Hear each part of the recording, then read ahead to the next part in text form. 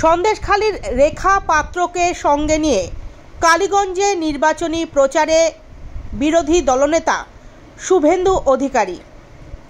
কালীগঞ্জ বিধানসভা উপনির্বাচনের বিজেপি প্রার্থী আশিস ঘোষের সমর্থনে আজ পলাশী হাসপাতাল মাঠ থেকে পলাশী রেলগেট পর্যন্ত একটি মিছিল করে সেখানেই একটি জনসভা করা হয়।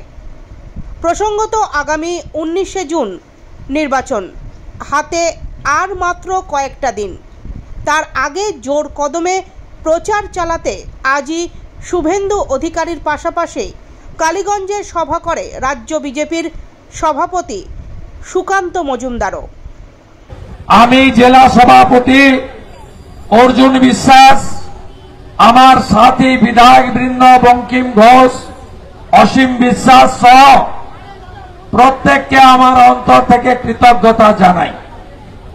এবং আমরা এই বিধানসভা উপনির্বাচনে যিনি প্রার্থী আশিস ঘোষেরও শুভকামনা শুভেচ্ছা জানাই।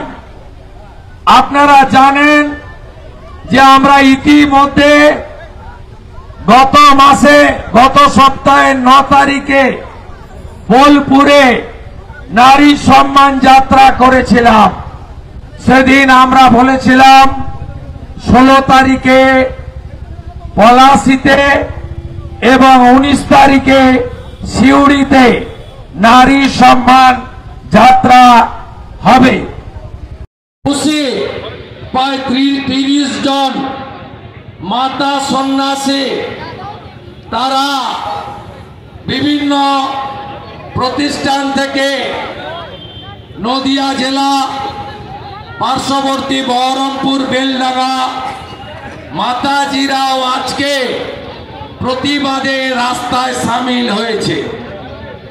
আমি জেলা সভাপতি অর্জুন বিশ্বাস, আমার সাথী বিধায়ক বৃন্দ বঙ্কিম ঘোষ, অসীম বিশ্বাস সহ প্রত্যেককে আমার অন্তর থেকে কৃতজ্ঞতা জানাই।